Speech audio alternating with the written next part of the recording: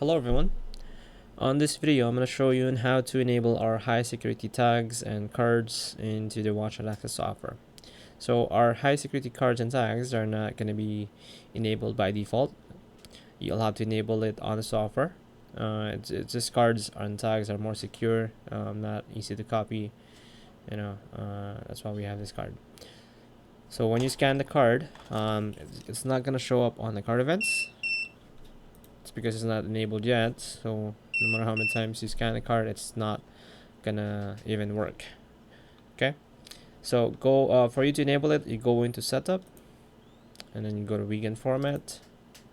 So here you'll notice that we have 26 and 34-bit enabled by default.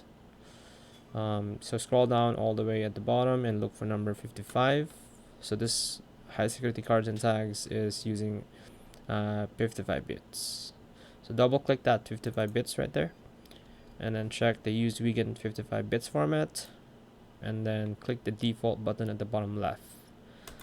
So and then you'll notice all the information will automatically be entered and it will be configured for you. Okay, so you click OK after that and then you click apply and then OK.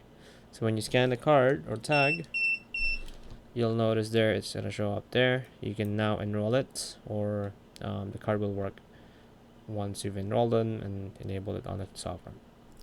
Okay, alright, so that's how you do the high security tags. That's how you enable it. Thank you for watching and have a great day.